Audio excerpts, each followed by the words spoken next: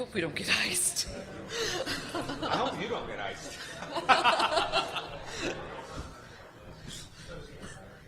Again, Rick, I start shift in an hour.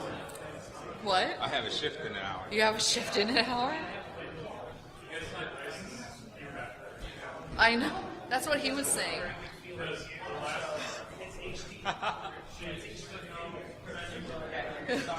Ben got that. He did very well. Ben 10, everyone. Okay, cool. So, hello everybody. Welcome to Learning Through Mentorship. So we're going to start off and we'll introduce each other. This is my paternal sister, Totenkopf, to my right here. I did talk to Mom earlier and she said thanks for allowing our little cousin to come on stage and do a talk with you. So, she is a consultant at Rapid7, currently pursuing her degree, squats 33 kilos, and I forgot what the other thing she does is. She's a fantastic human being. We got bored, so we decided to write each other's bios. So Moe, when he's not a management at his current company, is by night he moonlights as international man of mystery, kind of like 007, but like further down the list, like 22. And together we work on the B-Sides Las Vegas Proving Grounds. So that's kind of why we're here talking to you. So this is a mentorship talk, right? We want you to stay a while and listen about not just our experiences in the mentor-mentee relationship, but also we want to hear about your experiences as well, because we want to work with each other to build more relationships, so that way we can help each other learn and take these new people. We're slowly getting a trickle of people who are going to school for InfoSec, which is kind of weird. And although that teaches them some stuff, it doesn't teach them anywhere near everything that they need to know in order to be useful in our organizations. So that's why we're here. So with that said, we want to make sure you guys stop, ask questions, engage us in conversation, right? This certainly we don't want to sit here and dictate to you guys. So I think for me, one of the things is I've benefited very much throughout my career through mentorship. I remember when I was very early on in my career as an analyst, one of the things is I was getting stressed out because we weren't fixing, we weren't patching. Oh my goodness, the world's going to end. We're not patching, yada, yada, yada. And it was, coming down to a business decision. We didn't have resources. We didn't have time. And I remember my mentor at the time told me, Moe, the avalanche is halfway down the mountain. Just step out of the fucking way. Like, stop. And that really helped put things in perspective to me. Also, as Magen talked about, Proving Ground has really helped us tremendously learn about how other people learn, how to engage people, and how to speak to people. So with that being said, how are we learning today? So we're learning through things like this. People coming here to DerbyCon, listening to talks, listening to other people's ideas, listening to our experts. Hey, I was in a talk earlier today about reverse engineering. I don't really know much about reverse engineering, but it motivated me enough so that when I go home, I'm going to download some of these tools and I'm going to play around with that. And that's exactly what the second part of how we typically learn is we take things that we're seeing other people doing, things that we found on YouTube, things that we found on Iron Geek's site, and we're trying it out for ourselves. There's a lot of on-the-job learning happening as well. A lot of people don't know SIM. And the best way to learn SIM is to actually pick it up and run with it. Start parsing those logs, start understanding those feeds and what's going on from there. And also, like we kind of touched on earlier, is the old school hackers who've been in the industry or the scene for a long time, we're mostly self-taught, right? We sat there and we plugged away at the thing until we finally got the shell, or we unlocked something, or we broke our first cipher and we learned crypto on our own. But now we have these new guys who are coming in and went to school, right? There's classes. Some of us are going back into universities and teaching stuff. So it's completely different. They might not have the same mindset as us, but they're still bringing more to the table, and we could benefit from that relationship. Yeah, I just hired a information security analyst who has a degree in information security assurance. And it's odd because they don't understand some of the basic concepts. They've never built a system. So this is one where I'm currently mentoring him now to understand how information security is beneficial to the organization. So we were curious, okay, well, we know the different ways that we learn, and we know that mentorship is a part of this, but let's send out a survey on Twitter and see what happens, right? Let's see what's going on with everybody else. So we had 63.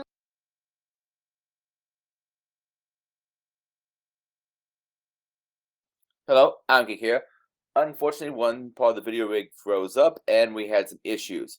But if you fast forward to just a little bit before the 7-minute mark, audio should resume. Sorry for the inconvenience.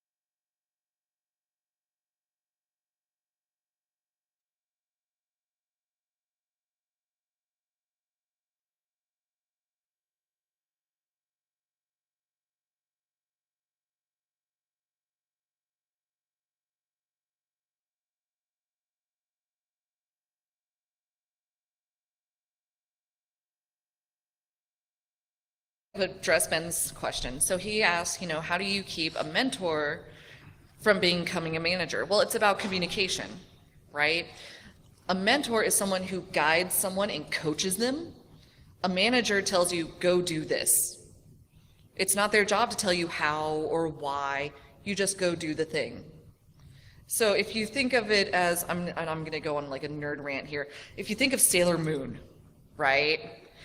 You have Luna, who's the black kitty, and she finds Sailor Moon and helps her unlock her powers as Sailor Moon and find the other Sailor Scouts and develop and grow, right? So Luna, the kitty, is the mentor. Sailor Moon is the mentee.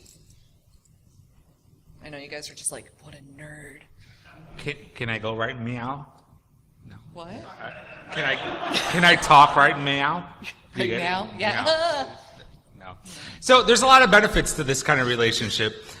For the mentee, meaning the person who's actually learning, who's actually receiving the knowledge or being guided, is impartial advice and encouragement. It becomes very difficult when you're in a situation to be able to get separation, get perspective. So having someone that you could bounce the ideas and understand something a little bit from a more impartial view becomes invaluable.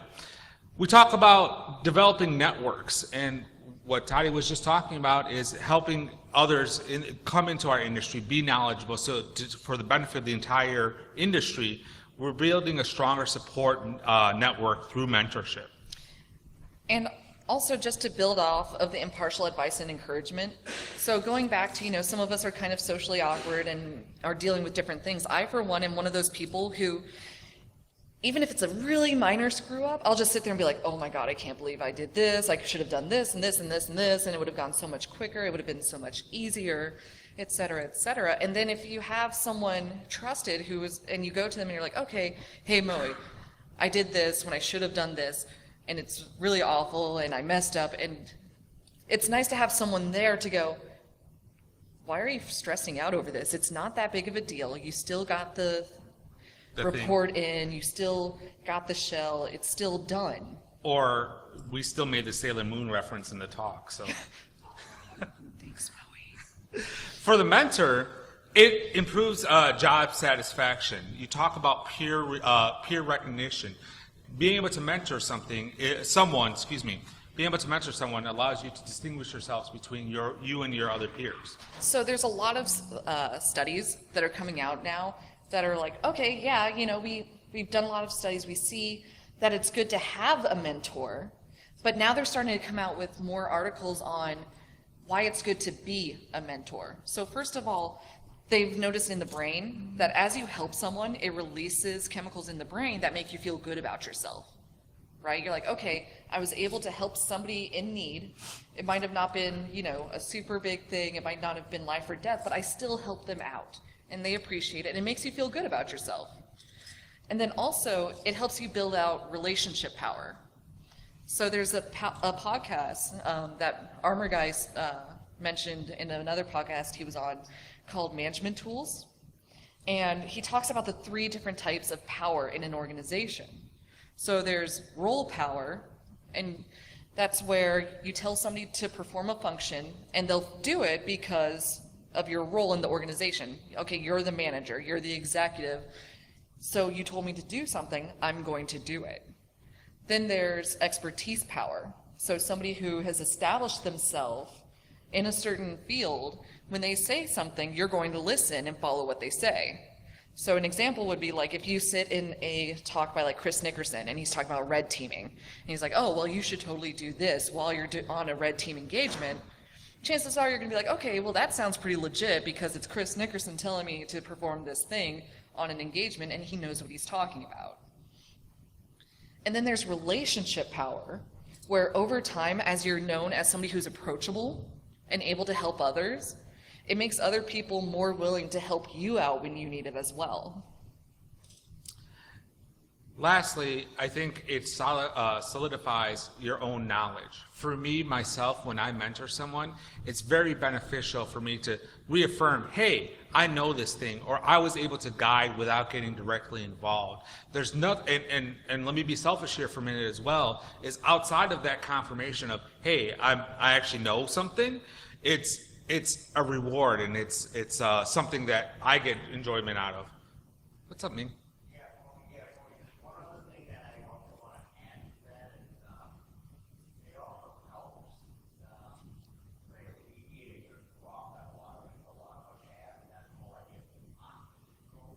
Yeah. Yeah.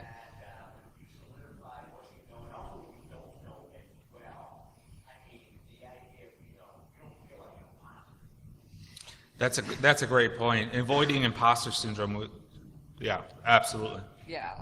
A lot of us in the industry, and there have been a couple of talks about it even, where we talk about how we struggle with, oh, I can't talk about this, or I can't submit a CFP because I'm not an expert on this. Or, oh, somebody else submitted a talk on this, so that means I can't do it because I'm nowhere near as smart as this person. So by mentoring and reaffirming that knowledge, sorry, bro. So by mentoring and reaffirming that knowledge, it kind of helps relieve some of that pressure that imposter syndrome puts on us to be the best, to, be better than anyone ever was. Right.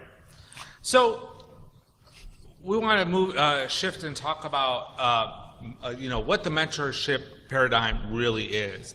As Toddy mentioned, I'm kind of a manager, so I don't put together a slide deck without having a circle diagram. So I needed to do something like that. So what we really saw was really having 5 stages in the mentorship kind of program. And we're going to talk about each of these, but they're really about preparation, about finding your mentor, about, making sure that you meet, cultivating a relationship, and then making sure that you have a clean separation. And it's also important to note that this is an iterative process. You might not go through it exactly the same way with the same person over time. Over time, you're going to find a different mentor, or you're going to be a mentor to someone else, or to multiple people. So what's the first thing that you want to do? It's really make sure that you're prepared. That's going to require some self-evaluation. And don't get me wrong, this is going to have to be on both sides. Both the mentor and mentee need to make sure that they properly prepare. That means understanding your values, making sure that you understand your work habits and style. So for me, I'm an early bird person. I get up at 3:30 in the morning and do what I need to do. That means that I should not be mentoring someone who's a night owl who's up until 2, 3 in the morning when I'm getting up, right? So understanding yourself, doing that evaluation. Also, it requires you to understand what your strong and what your weak points are. And whether that's personal, professional, where you need to really hone in and understand what's going on. For the mentee, it's understanding what your goals are, making sure that you're able to clearly communicate that, hey, I'm looking for a mentor to help me prepare my first talk. That's my goal, and that's a 3-month goal, and we're going to go out and achieve it. I need help with that. So now comes the question a lot of us are wondering is, how do I find my mentor, right? It's not like the Dr. Seuss book, you know, Are You My Mom, where you can go up to someone and be like, hey, will you be my mentor? Because especially if you haven't built a relationship or you haven't been formally assigned, it's kind of creepy, like we said before, to just randomly come up to someone and ask that. Now, sometimes, depending on the person, it might not be creepy. They might be like, oh, wow, that's really flattering. You saw my talk. You think that I'm really knowledgeable in this field and I have the free time. I would be happy to mentor. Other people, it doesn't work as well because, you know, either they're traveling a lot or they have a large workload or they already have a large number of mentors or mentees that they're taking care of and they don't feel like they could give you enough attention that you need. So we asked, how did you find your mentor? Well, about half of them said that it's a senior person on their team. About 25% said it was a peer in their social group, so someone they met at conferences like DerbyCon, any of the B-sides, DEF-CON, etc. And then another quarter said other. And we didn't capture whether it was a formal or an informal relationship. So again, we're going to turn this out to you guys. Can we get a couple of shouts how you found your mentor or mentee? Twitter? Okay. How many people who are mentors or mentees, how many people actually use that, was actually formed that through like a formal program at work? Nice. Okay.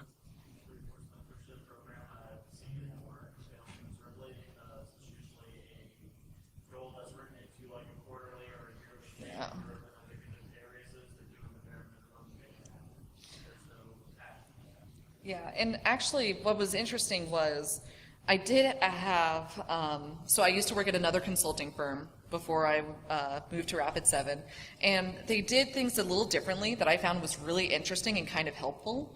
So when you first entered the company, you were assigned a buddy for 90 days, and this is the person you can ask any stupid question, like how do I, log my time, how do I bill expenses, how do I do this or that, and they are supposed to answer it with as little judgment as they can muster, right? And then after that 90 days, it's up to you to say, okay, well, I've been with the company for a little bit, and I've worked with this person some, and they really know a lot about this field. So I would like to identify them as my mentor. And if they have the time and they haven't been overcommitted to other mentees, then they get assigned as your mentor. And I thought that was really interesting. And then over time, once a quarter, you got to, it was a more formal meeting with your mentor, and you determine, okay, well, I learned as much as I feel I'm going to learn with you, and I'm going to move on to this person as my mentor. And there's no hard feelings. And it was really interesting because it allowed you to continue to grow. I think the other two things is when you're looking for a mentor is make sure that you're not doing this in a vacuum. Go out there and get recommendations. You may say, hey, I really want to learn AppSec, or I really want to learn PowerShell. Go out to your local meetup, go out somewhere and find out, hey, who's the expert, who could help me out understand this.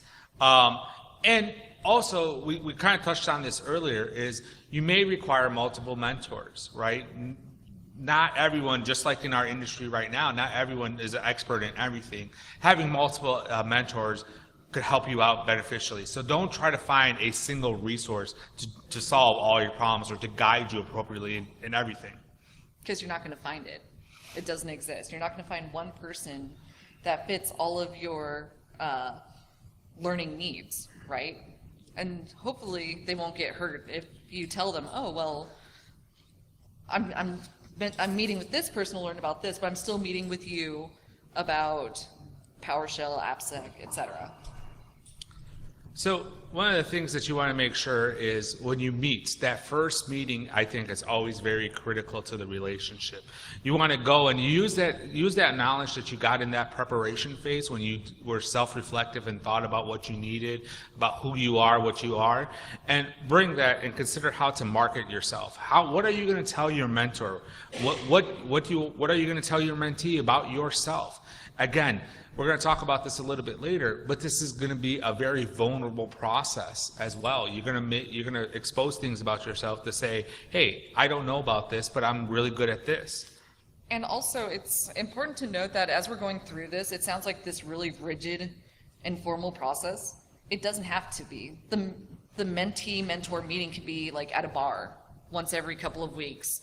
And, hey, how are things? Oh, things are pretty good. I want to learn more about this. Oh, well, you should check out this talk. Oh, cool. What about PowerShell? Well, you should check out Ben 10's talk on Saturday. You're welcome. So that check did clear. Yeah. Okay, good. Yeah. Well, he drank the smeared off, so I have to pimp his talk. So what room and what time is that talk? Ben, what room and what time is your talk? It's 1 o'clock. It's near the pool on the roof. 1 p.m., I believe, track 2? Teach me? Track 1.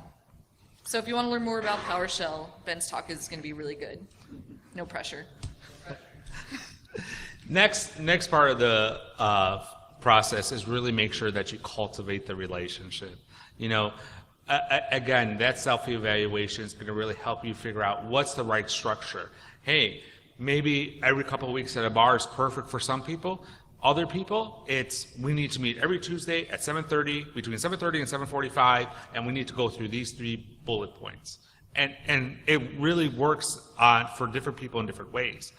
Make sure that you ask questions, and that's on both sides.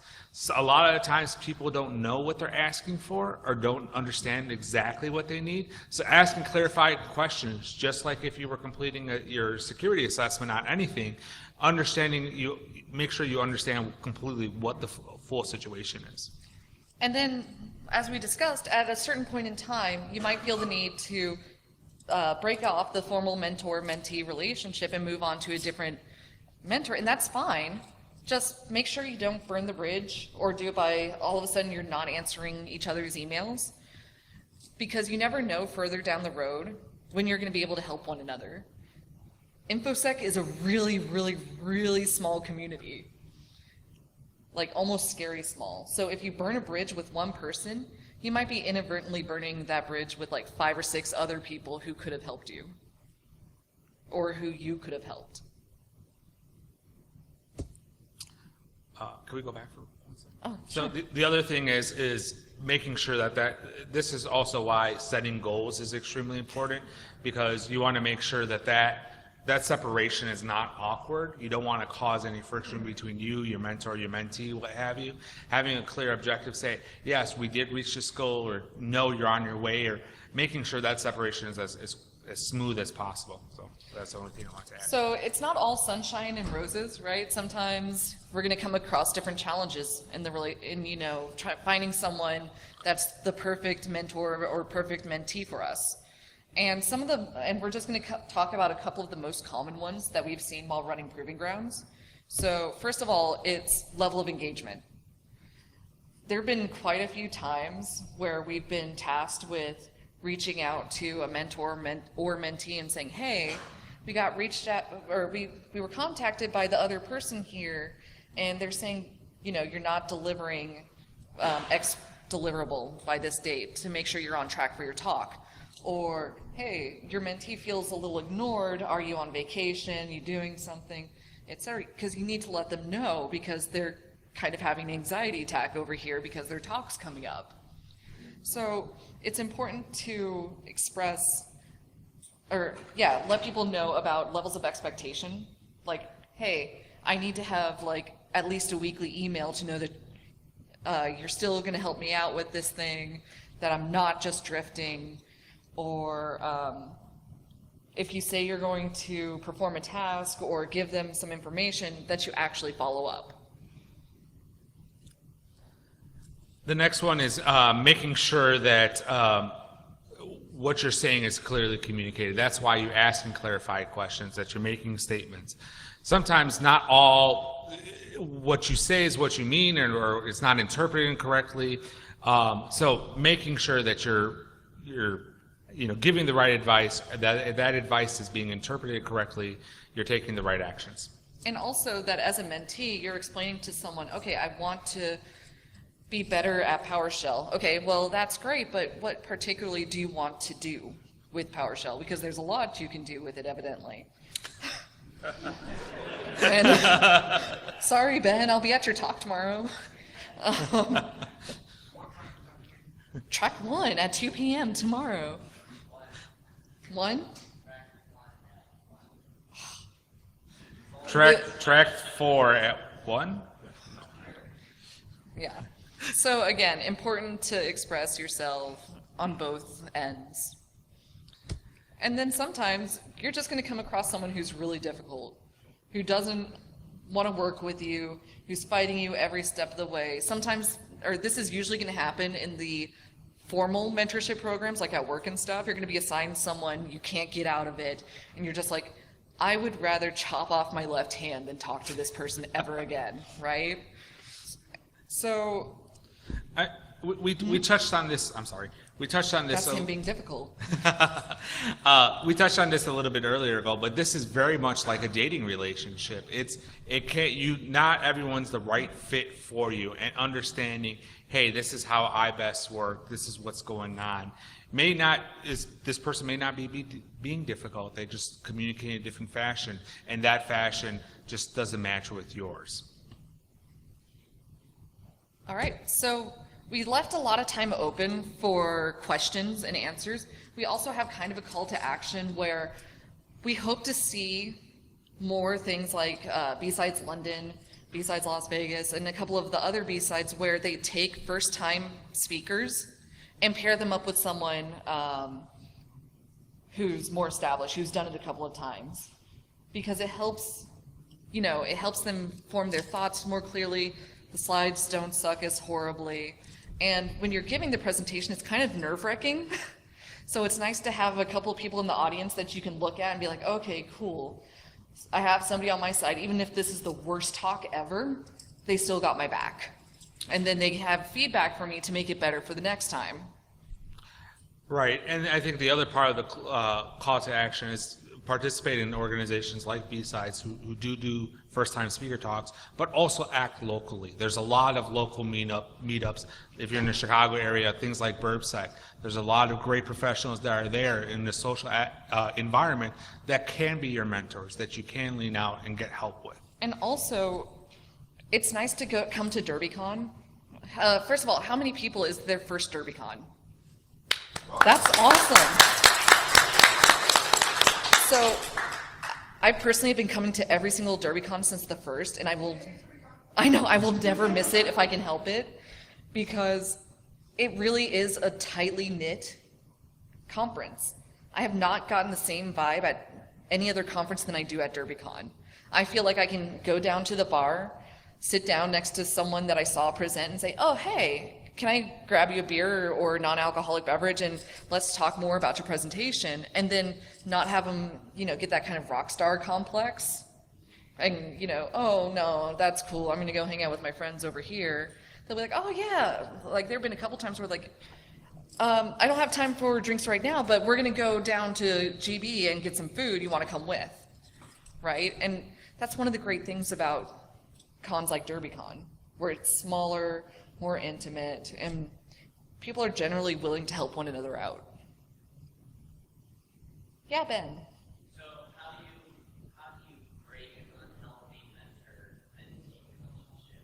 Oh. Without it consuming or hurting either? I think Send him a text message. Post on Facebook. No. No, I think it goes back to making sure that you properly prepare for that relationship, right? Setting those goals so it's not a clear, you're not just meeting for some ambiguous purpose. You have a goal, and also making sure that you clearly understand yourself, saying, hey, Ben, I'm up at 3:30. You're, not getting up until 10. We don't have time to meet. Maybe someone else is better for me, or vice versa. And it's also not just about the goal thing. One of the best ways that I've communicated with someone that I didn't want them to be my mentor anymore was just like, hey, I want to learn more about this particular subject, and this person has offered to help me more. Would it offend you if I, moved on to this? We can still talk, blah, blah, blah. It's not you, it's me. Let's still be friends. Yeah, Cody. Where I live, there's very few people. So Surprised you even have internet. And if there is somebody that is in security in my area, typically I don't want to associate with them. Just saying. Okay. So, where are like good communities for people looking to find mentors or be a mentor? Twitter is a good place. Twitter's a good place. I would point out that one very good point. The gang in the Burbsec area, they also pimp out the guys in the MySec area. They have a very big online presence. Yeah. They're more than willing to communicate with people with IRC, Twitter, via emails. Just because they're located in Chicago or they're located in the Detroit area doesn't mean there aren't methods of communication. People hang out, Skype. And there are ways to accomplish that. Yeah, absolutely, Wolf. I think you're actually one of the best locations right now, which is DerbyCon. Exactly. Yeah. Okay, so like I've been in security for quite a while. This is my first opportunity to be at like a real security conference. So I mean, I consider myself lucky to be able to get here. But a lot of people that I know don't have that same opportunity, and that's more of what I'm thinking of, is people that I can go back to and talk to and say, hey, if you're looking for something, here's an avenue. So there used to be this really great program on totally internet based called InfoSec Mentors, and it was run by Marissa Fagan Doozy. But unfortunately, for a whole bunch of reasons, it kind of came apart. But it was so great because what she did was she grabbed people who around the world actually were looking to take some time and mentor somebody, and set them up with someone who was looking for a mentor in a particular area, and then based on interest, she would introduce them. So unfortunately, that's no longer active, but if somebody who has more time than me would want to pick that up, Yeah, no, Cody, something like that is amazing. I really think, and again, it's really going through the process, putting yourself out there. I think it is very difficult for, again, an individual like myself who's introverted. We need like an InfoSec mentor app where we can swipe left or right. People were stuck every time I stuck him on Grindr, he doesn't answer. I don't even know what Grindr is, but okay. But no, it is putting yourself out there, making sure that, hey, I'm looking for help. Reaching out, again, Wolf hit it on the head, MySec, BurbSec, those are channels on IRC that, hey, everyone's welcome. And, I think we have folks in all over the globe in the BurbSec channel, so. And question in the back, sir? You guys thought about creating some resources to kind of help mentors to be more successful beyond this talk? Like, here's some suggestions of things to do and not to do. So there's, oh, sorry. General guidance around that. So that's a great question. There was a question about, in case somebody didn't hear it, is there another talk or other resources where you can learn about how to be a better mentor, better mentee? And actually, there was a really good ShmooCon talk a couple of years ago by Tara Von, I always butcher her last name, but she gave this talk on how to be a better mentor or mentee, and it was at ShmooCon. I think it was like 2 or 3 years ago. If you want, I can look it up and then tweet it on my Twitter account, so that way you guys can go and watch it and download it. But it gave some really good tips. Yeah. It's Las Vegas, it's not wrong, but it's Las Vegas, you only want that, and right now. How do you get that to happen? So actually, B-Sides London has one. There's, I think, a couple of other conferences who are doing it as well. So yeah, we're by far not the first or only.